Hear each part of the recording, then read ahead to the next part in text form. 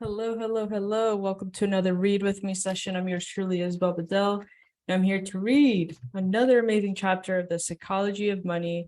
We are on chapter 17, and it's all about the seduction of pessimism. The seduction of pessimism. Optimism sounds like a sales pitch. Pessimism sounds like someone trying to help you.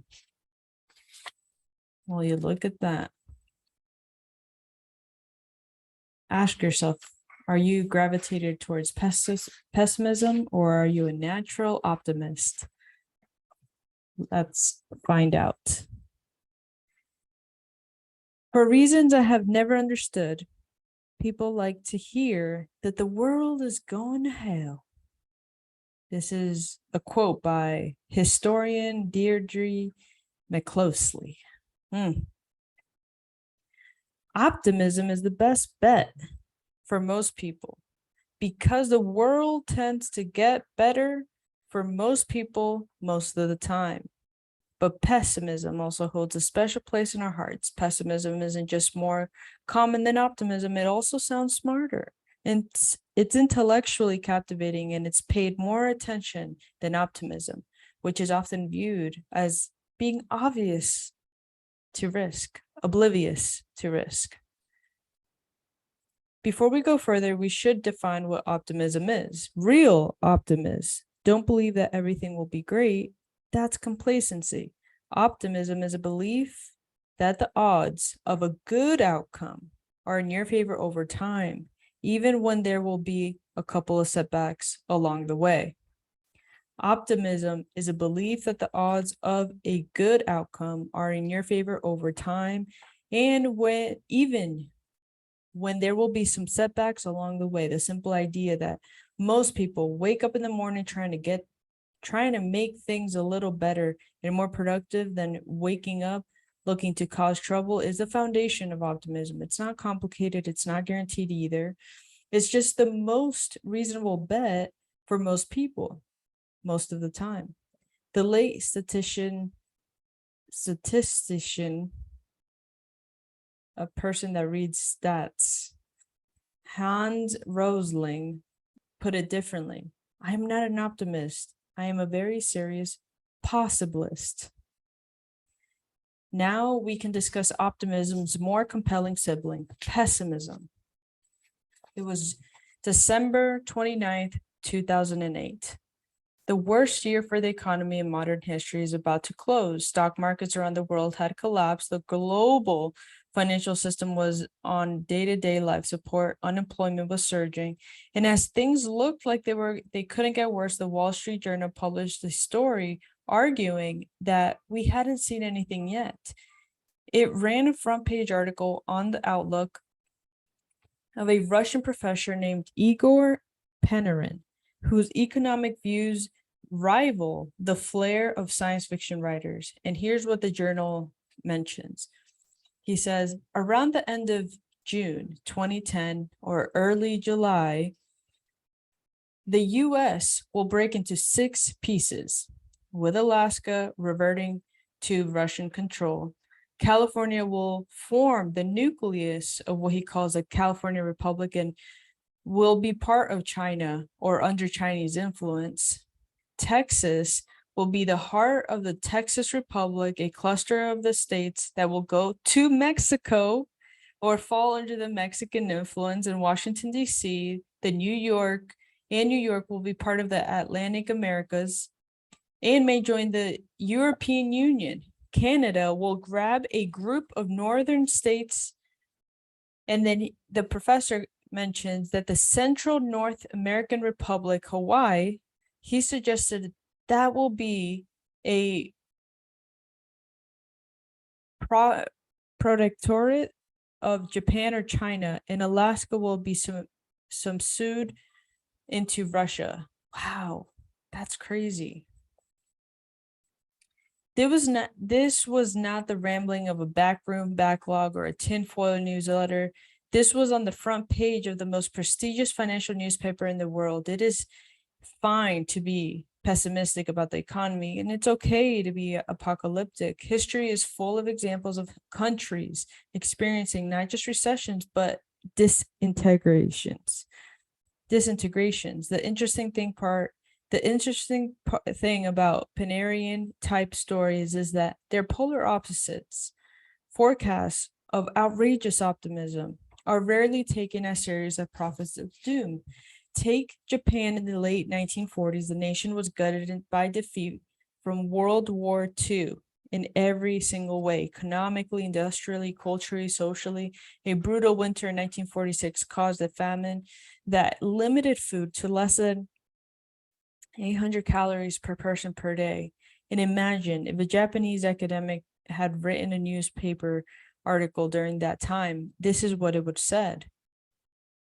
Chin up, everyone. Within our lifetime, our economy will grow to almost 15 times the size of it was before by the end of the war, and our life expectancy will nearly double. Our stock market will produce returns like in any other country, any in history has rarely seen, and we will go more than 40 years without ever seeing unemployment and become the top 6. We will become a world leader in electronic innovation and corporate managerial systems, and before long we will be so rich that we will own some of the most prized real estate in the United States. And Americans, by the way, will be our closest ally and will try to copy our economic insights.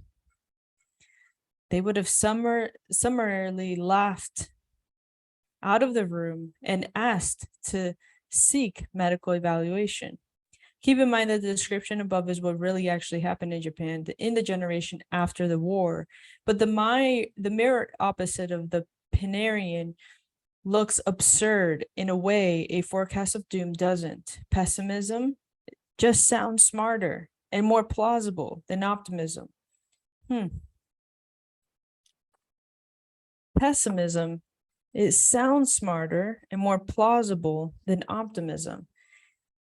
Tell someone that everything will be great and they're likely to either shrug you off or offer a skeptical eye. Tell someone they're in danger and you have their undivided attention. If a smart person tells me that they have a stock pick that's going to rise tenfold in the next year, I will immediately write them off as a full nonsense. If someone who's full of nonsense tells me that a stock I own is about to collapse because it's an accounting fraud, I will clear my calendar, listen to the every word. Say we have a big recession in the newspapers, we'll call you. We'll say we're headed for an average growth and no one particularly cares. Say we're nearing the next Great Depression, you'll get on TV, but mention the good times are ahead or markets have room to run or the company has huge potential. And a common reaction from commentators and spectators alike is that you are either a salesman or comically aloof of risks. The investing newsletter industry has known this for years and is now populated by prophets of doom, despite operating in an environment where the stock market has gone up 17,000-fold in the last century, including dividends. This is a rule. Okay, this is true beyond finance.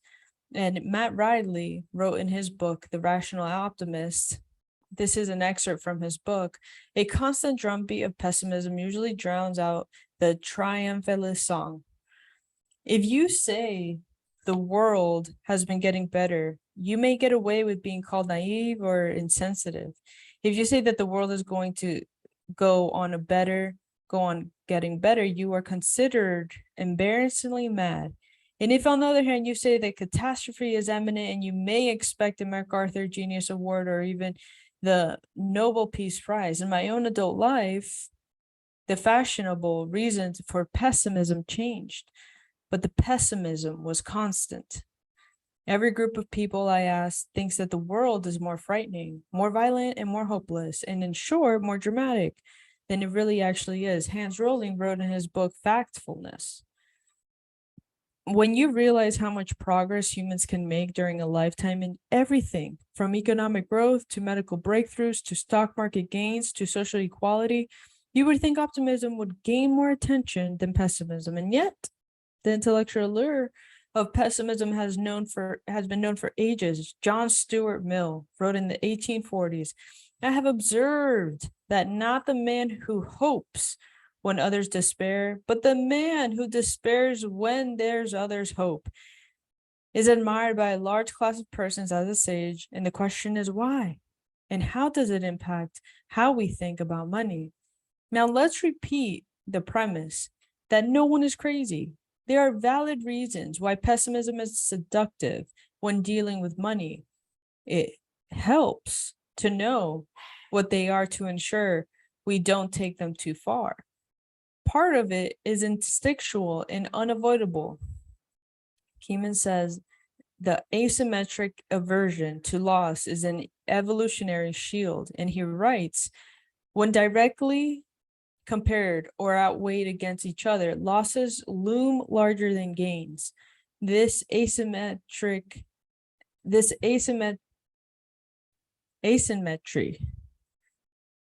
between the power of positive and negative expectations or experiences has an evolutionary history. Organisms that treat threats as more urgent than opportunities have a better chance to survive than reproduce. But a few other things make financial pessimism easy, common, and more persuasive than optimism. And one of them is that money is ubiquitous. So something bad happening tends to affect everyone and captures everyone's attention versus the optimist, right?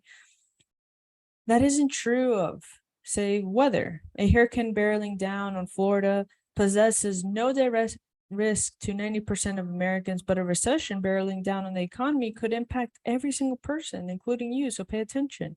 This goes for saying, for someone as specific as the stock market, more than half of all American households directly own stocks. Even among those that don't, the stock market's gyrations are promoted so heavily in the media that the Dow Jones Industrial Average might be the stockless household's most watched economic barometer. Stocks rising 1% might briefly be mentioned in the evening news, but a 1% fall will be reported in bold, all caps, letters, usually written in blood red. The asymmetry is hard to avoid. And while few questions or try to explain why the market went up, isn't it supposed to go up? There's always, almost always, an attempt to explain why it went down. Are investors worried about the economic growth? Did the Fed screw things up again? Are politicians making bad decisions? Is there another shoe to drop? Narratives about why decline occurred make them easier to talk about, worry about, and frame a story around what you think will happen next, and usually more of the same. Even if you don't own stocks, those kind of things will grab your attention. Only 2.5% of Americans own stocks in the eve of the Great Crash of 1929. That sparked the Great Depression, but the majority of Americans, if not the world, watched in amazement as the market collapsed, wondering what is signaled about their own fate. This was true whether you were a lawyer or a farmer or a car mechanic. Historian Eric Rauchi writes, this fall in value immediately afflicted only a few Americans, but so closely had the others watched the market and regarded it as an index of their fates that they suddenly stopped much of their economic activity. As the economist Joseph Schumpeter later wrote, people felt that the ground under their feet was giving away. There are two topics that will affect your life, whether you are interested in them or not, and that is money and health. While health issues tend to be individual, money issues are more systematic.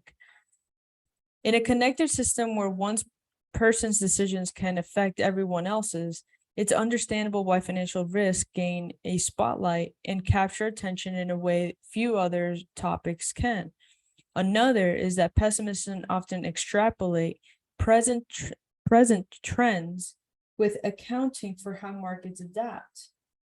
In 2008, environmentalist Lester Brown wrote, by 2030, China would need 98 million barrels of oil a day.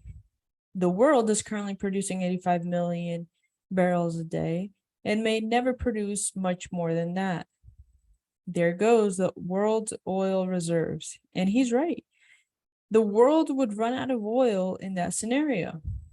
But that's not how the markets work.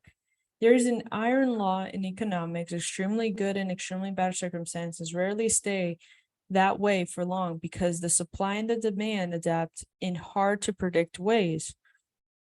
Consider what happened to the oil immediately after Brown's prediction. Oil prices surged in 2008 as the growing global demand, much of it was from China, and it crept up to the potential output. A barrel of oil sold for $20 in 2001 and $138 by 2008. The new price meant drilling oil was like pulling gold out of the ground. The incentives for oil producers changed dramatically, and hard to tap oil supplies weren't worth the fight at $20 a barrel. The cost of drilling didn't even offset the price you could sell it for. Became the bonanza. This became the bonanza of a lifetime now that you could actually sell a barrel for $138. That sparked a surge of new fracking and horizontal drilling technologies. The earth has had roughly the same amount of oil reserves for all of human history, and we've known where the big oil deposits are for some time. What changes is the technology we have that lets us economically pull the stuff out of the ground. Oil historian Danielle Jurgen writes, 86% of the oil reserves in the United States are the result not of what is estimated at the time of discovery, but of the revisions that come when our technology improves. That's what happened if fracking took off in 2008. In the United States alone, oil production went from roughly 5 million barrels per day in 2008 to 13 million by 2019. World oil production is now over 100 million barrels per day, some 20% above that Brown assumed was the high mark. To a pessimist extrapolating oil trends in 2008, of course things looked bad, and to a realist who understood the necessity is the mother of all invention, it was far less scary. Assuming that something ugly will stay ugly is an easy forecast to make, and it is persuasive because it doesn't even require imagining the world changing, but problems correct and people adapt. Threats incentivize solutions in equal magnitude, and that's a common plot of economic history that is too easily forgotten by pessimists who forecast in straight lines. It's a good paragraph.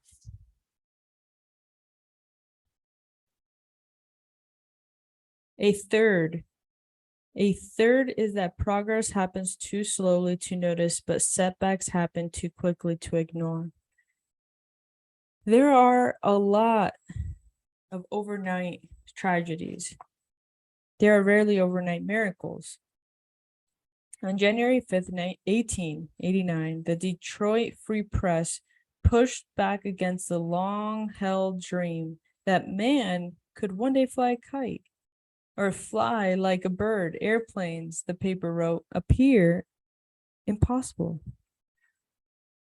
The smallest possible weight of a flying machine with the necessary fuel and engineer could be less than 300 or 400 pounds, but there's a low limit of weight, certainly not beyond 50 pounds, beyond which is impossible for an animal to fly.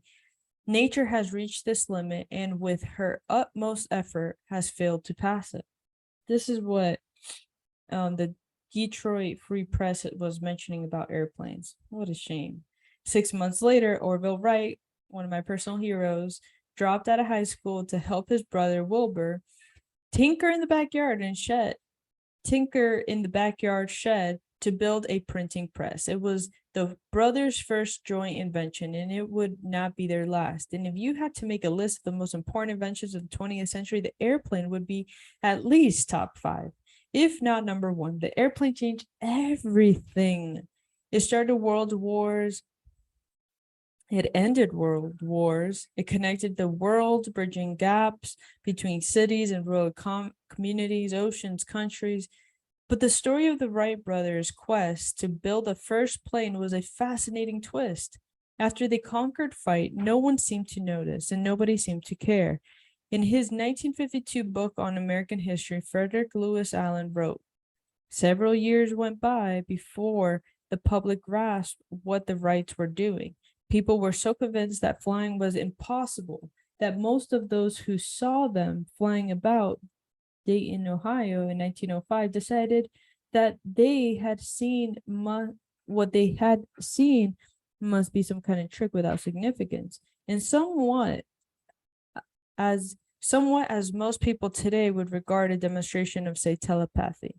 It was not until May 1908, nearly 4.5 years after the Wrights' first flight, that experienced reporters were sent to observe what they were doing. Experienced editors gave full credence to these reporters, excited dispatches, and the world at last woke up to the fact that human flight had been successfully accomplished. And even after people caught on the plane's wonder, they underestimated it for years. First, it was seen mainly as a military weapon, then a rich person's toy, then perhaps used to transport a few people. The Washington Post wrote in 1909, there will never be such a thing as commercial aerial freighters. Freight will continue to drag its slow weight across the patient earth. The first cargo plane took off 5 months later. People are so stupid sometimes. Now compare that slow, years-long awakening to becoming optimistic about the airplane to how quickly people pay attention to drivers of pessimism like a corporate bankruptcy or a major war or a plane crash. Some of the first mentions of the Wrights plane came in 1908 when an Army lieutenant named Thomas Selfridge was killed during a demonstration flight. Growth is driven by compounding, which always takes time. Destruction is driven by single points of failure, which can happen in seconds, and loss of confidence, which can happen in an instant. It's easier to create a narrative around pessimism because the story pieces tend to be fresher and more recent. Optimistic narratives require looking at a long stretch of history and developments, which people tend to forget and take more effort to piece together. Consider the progress of medicine. Looking at the last year will do you a little good. Any single decade won't do much better, but looking at least 50 years will show something extraordinary. So, for example, the age-adjusted death rate per capita from heart disease has declined more than 70% since 1965. And according to the National Institute of Health, a 70% decline in heart disease death is enough to save something like more than 500,000 Americans' lives per year. And picture the population of Atlanta is saved every year. But since the progress happened so slowly, it captured less attention than quick. Sudden losses like terrorism, plane crashes, or natural disasters. We could have a Hurricane Katrina 5 times a week, every week. Imagine how much attention that would receive. And it would not offset the number of annual lives saved by the decline in heart disease in just the last 50 years. The same thing applies to business, where it takes years to realize how important a product or company is, but failures can happen overnight. And in stock markets, where a 40% decline that makes place in 6 months will draw congressional investigators, but a 140% gain that takes place over 6 years can go virtually unnoticed. And in careers where reputations take a lifetime to build and a single email to destroy, the short sting of pessimism prevails while the powerful pull of optimism goes unnoticed. This underscores an important point made previously in this book. Investing, you must identify the price of success, volatility, and loss amid the long drop of growth and be willing to pay for it. In 2004, the New York Times interviewed Stephen Hawking, the scientist whose incurable motor neuron disease left him paralyzed and unable to walk at the age of 21. Through the computer, Hawkins told the interviewer how excited he was to sell books to lay people. Are you always this cheerful? The Times asked. And then he's like, my expectations were reduced to 0 when I was 21. Everything since then has been a bonus, he replied. Expecting things to be great means a best case scenario that feels flat. Pessimism reduces expectations, narrowing the gap between possible outcomes and outcomes you feel great about. Maybe that's why it's so seductive. Expecting things to be bad is the best way to be pleasantly surprised when they're not, which ironically is something to be optimistic about. Now, a short story about stories. And that is chapter 17. And we're about to get into chapter 18, when you'll believe anything. That was a really, really great chapter, just to give you like a perspective on how powerful, pessimism really attracts people, isn't there a saying that's like, people want you to do good, but not better than them, and then if you're like super optimistic and you're like, everything's great, everything is good, they're like bored. But if you're like, oh, this happened and that happened and blah, that's when things change for a lot of people. I find that to be quite sad. And I feel like no disrespect, but I feel like the older generation just brings a lot of that into just the media. I feel like the new generation, like the kids today, you're being fed so much through social media that it could lead into like positivity and really focusing on inner growth and, being able to breathe new air and like just be conscious about what you're saying as a person and knowing thyself even more. Whereas before you had no clue and you were like super closed off of like certain things, So I have great hope for the future. I have great love for positive information and optimistic points of view, because I feel like if you are a magnet and you are just talking about all the things that can happen, or if you're just looking at constant negative news, then you're not really fulfilling the purpose that you have on earth. I don't really feel like you're in alignment, or you stay at a lower frequency when you can get to a higher frequency, and you can really pull into you what it is that's going to be a benefit to you and beneficial to the world. So yeah, those are my 2 cents on that. So I really appreciate that chapter, because it just makes you think and it opens up a conversation about something that's really, really important. Not just about money, but the world, especially where it is, where it's going, and how you can definitely grow from it. And without further ado, I'll see you in the next Read With Me session. I'm yours truly, Isabel Bedell, and I'm definitely excited to continue to read with you. See ya.